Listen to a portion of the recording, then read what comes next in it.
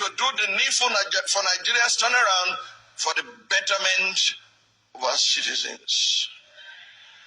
Dear Nigerians, the past few months since that admonition in January have shown that those responsible for steering the course of our nation lack the humility and the character this moment demands of leaders. Instead, what we have seen since the beginning of the year is a descent into tyranny and a brazen abuse of power. Those entrusted with power appear determined to destabilize what is left of our political institutions and have committed themselves to obliterating the guardrails of constitutional governance. From the theater of the absurd, staged in Rivers State, with puppets on strings controlled by directors in Abuja, to the dance of shame performed by the National Assembly in their rush to suspend the Constitution and endorse through the back door the usurpation of powers by President Bola Ahmed Tinubu, from the Senate shameless bid to silence Senator Natasha Akpabio for demanding that the President of the Nigerian Senate should uphold the moral standard required of that office, to the uncouth outburst of an undistinguished senatorial misfit who tried in vain to silence the distinguished citizens attempting to testify on behalf of Senator Akpabio. It is clear that our so-called leaders are determined to turn Nigeria into a mafia state. The two main contenders in the ongoing institutional immorality Olympics are the executive and the legislature. It's often said that these two arms of government suffered the worst forms of arrested development because they were the direct victims of the military era. But after 26 years of uninterrupted democracy, one must ask how much longer before our institutions finally mature. While it is not in dispute that our institutions and constitution are inadequate, it has become obvious that our biggest problems in this nation are the occupiers of these institutions and executors of the Constitution. The quality of leadership in Nigeria has become so repugnant that citizens must declare a state of emergency on governance, demanding that every aspiring public office holder undergo rigorous psychiatric evaluation before seeking election.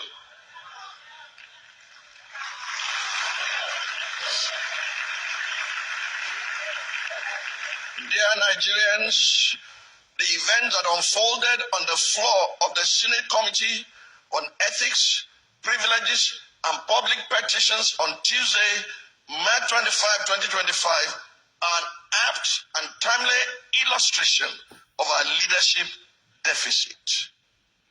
Senate, the word, originates from the Latin senatus, which means Council of Elders.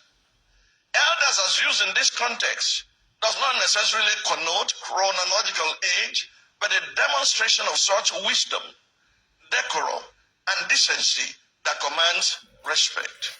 Senator Nwebonyi's descent into street-level vitriol was an affront to the essence of the Senate. Instead of engaging the visiting citizens in reason, factual debate, he chose to drag the hallowed chambers through the mud. Dr. Obia Ezekwesili, in recognition of our accomplishments in political reform and gender inclusion advocacy, was appointed chairwoman of the Board of Women Political Leaders, WPL, a global body based in Brussels, Belgium, in February 2023. In that capacity, it is our responsibility to speak up whenever a female Nigerian politician is subjected to the misogynistic idiosyncrasies of politics in Nigeria. It was in that capacity that she appeared to speak for Senator Natasha Akpabio, who has leveled allegations of sexual harassment against the President of the Senate of the Federal Republic of Nigeria, Senator Akpabio. There's clear evidence in reports and recordings from the occasion that there were repeated attempts to intimidate and silence Dr. Ezekwesili and our team. The institutional collapse and the failure of our leadership recruitment process was summed up in Senator Nwebonyi's statement to Dr. Obi Ezekwesili. People like you cannot be here. People like who exactly? What that means is that the Senate is not a place for the best, it's not a place for the brightest, it's not a place for the fittest and most competent in our country. What that means is that our political institutions are not designed for people of character, competence, and capacity, as Dr. Obi Ezekwesili often puts it. What that means is that our legislature is not designed for people who are sticklers for accountability and due process, but for a band of legislators. For those who question why Dr. Obi Ezekwesili stood up to the bullies and fought back, let me remind us that in the God-given wisdom of King Solomon, there are two ways to respond to such situations. And these two ways are found in Proverbs chapter 26, verses 4 and 5. It states, and I quote, verse number 4, do not answer a fool according to his folly, lest you also be like him. Verse 5, answer a fool according to his folly, lest he be wise in his own eyes. While Dr. Obi Ezekwesili chose to apply the wisdom contained in verse number 5, for the attack dogs who may come after me, for standing with my sister and compatriot, I rest my case with the wisdom contained in verse 4. I'm not going to join issues with you. Fellow citizens, at the center of this political banditry is the motor park brand of politics, nurtured by the old brigade politicians, and in recent times by President Bola Ahmed Tinubu. Mr. President, it is through your influence that the Nigerian National Assembly has become a haven for legislative rascality. Mr. President, it's under your watch that the National Assembly has become an extension of the executive, grossly violating the principles of separation of powers and rubber stamping the whims and caprices of your office, all while singing the international anthem of sycophants on your mandate we shall stand. Mr. President, thanks to your political machinations, Nigeria is now bedeviled by a captured National Assembly, the most ineffective in its checks and balances role since the start of the Fourth Republic. In 2006, the Fourth National Assembly had the audacity to reject the tenure extension bid of a sitting president. In 2010, the Sixth National Assembly summoned the courage to stand against a power hijacking cabal and restore Nigeria to the path of constitutionality by invoking the doctrine of necessity. In 2011, the House of Representatives of the Seventh National Assembly had the courage to elect its leaders, as did the Senate of the Eighth National Assembly in 2015, defying executive interference. This National Assembly, the 10th, has by its unconstitutional endorsement of the President's abuse of powers proven to be the most spineless in our recent history.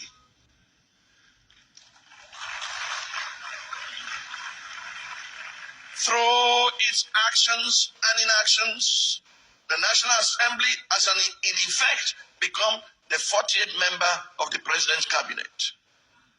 While a cabinet minister by the name of Wike, is it Wike or Wike or Wike?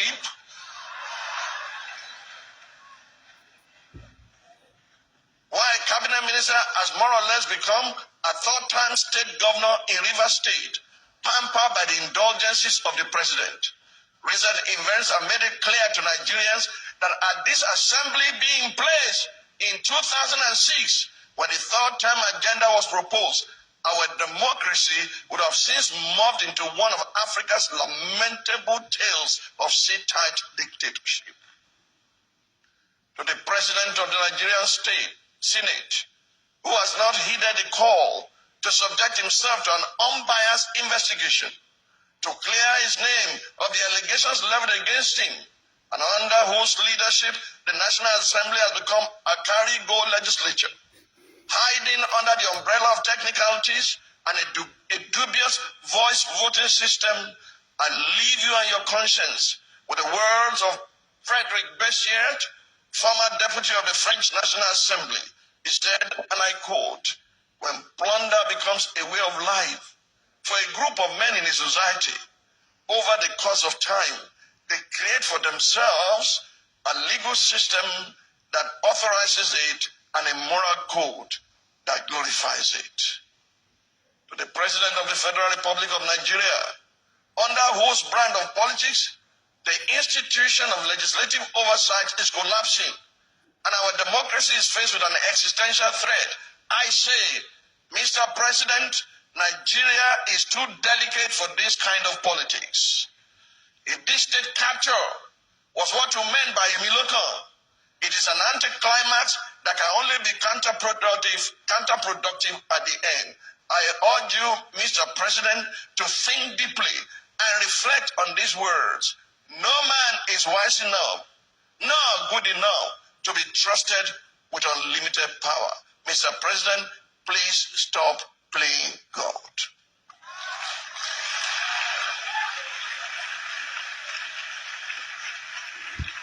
Four years ago,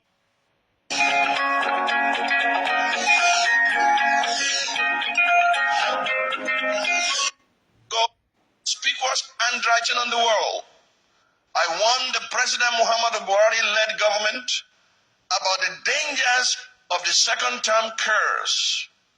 The second-term curse is a pattern of presidents being less successful in their second terms. Citing the Wall Street Journal, I pointed out that political analysts have identified hubris as the cause of this pattern. This was one of the moments I took a strong public stance against the policy positions and governance outcomes in the previous administration, despite my access to the president.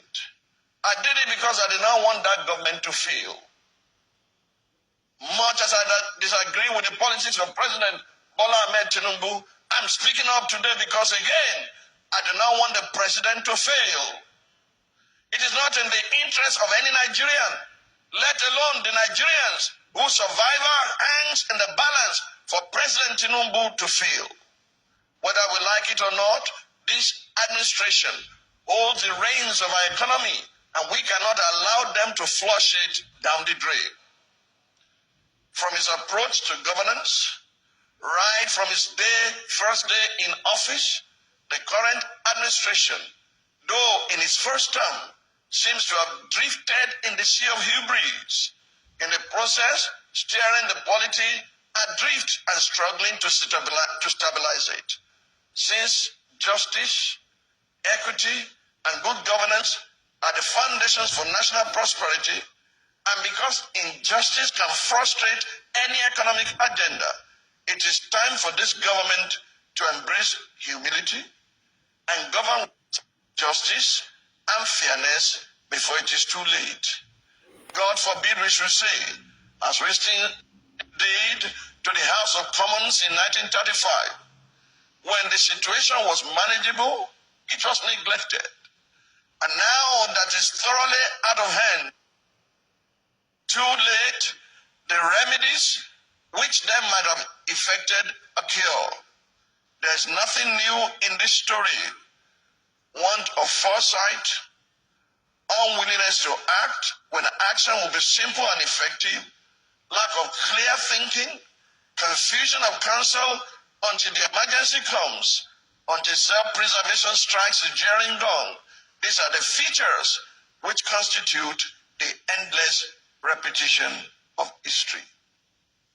It is for this reason that I'm compelled to present the truth about and a pathway out of Nigeria's economic dire straits. I'm now proceeding to the economic challenge before President Bola Ahmed Tinubu. As we may recall, the renewed hope upon which the president rode to power began to dwindle from day one, with the mishandling of such sensitive transactions as the fuel subsidy and exchange rate regimes, and even the coup in Niger. Within a year and a half of this administration, the implementation of the otherwise audacious economic policies triggered an avalanche of economic hardships for the Nigerian people. It led to excruciating food inflation, with over 1 million additional Nigerians thrown into severe food insecurity. It further led to an over 430% increase in fuel price as of October 2024. At the same time, Nigeria experienced the highest ever rate of currency depreciation and the lowest foreign direct investment record, going by data traced back to 2013, even as multinationals began to exit the country. To capture in data the despondency experienced by Nigerians as a result of the reforms, my attention was drawn to the misery index, which is the sum of unemployment and inflation rates. According to the Nigerian Economic Summit Group, NESG, Nigeria has one of the world's highest misery indexes, with many Nigerians experiencing a cost of living crisis and weak purchasing power due to rising inflation. Furthermore, a July 2024 report by the Financial Times describes the conundrum in these words. In the nearly 15 months since Bola Tinubu became president, he has forced his 220 million fellow Nigerians to swallow some bitter medicine. He removed the generous fuel subsidy, one of the few benefits citizens receive from their inefficient and corrupt state.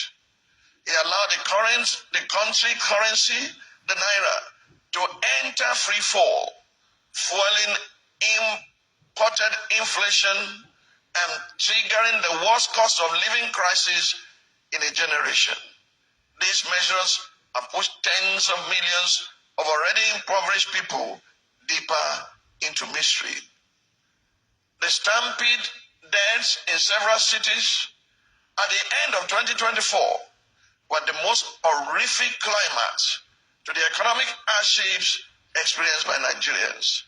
The heartbreaking reports of parents throwing their children over a fence in Ibadan to ensure access to charity food distribution, leading to the deaths of over 35 children, were tragically almost reminiscent of the biblical famine in Samaria, during which parents resorted to eating their own children for survival.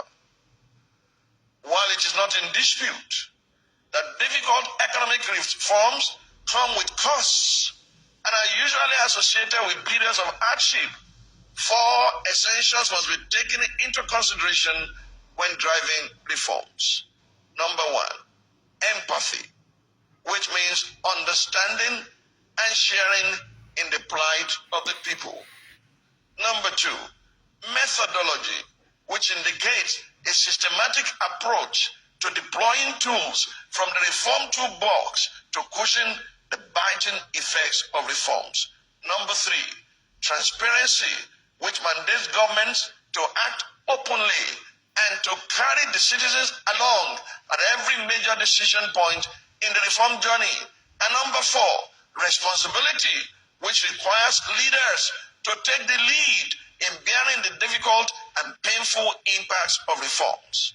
I leave it to the consciousness of Nigerians and to the consciences of those in this administration entrusted with the fate of hundreds of millions of Nigerians to determine whether the President Tinubu-led government has sufficiently demonstrated these 4 essentials. However, while this address does not overlook political rascality as a contributing factor, as far as the difficulties of economic reforms are concerned, the purpose of this address is not to condemn, but to guide. It is not to blame, but to admonish.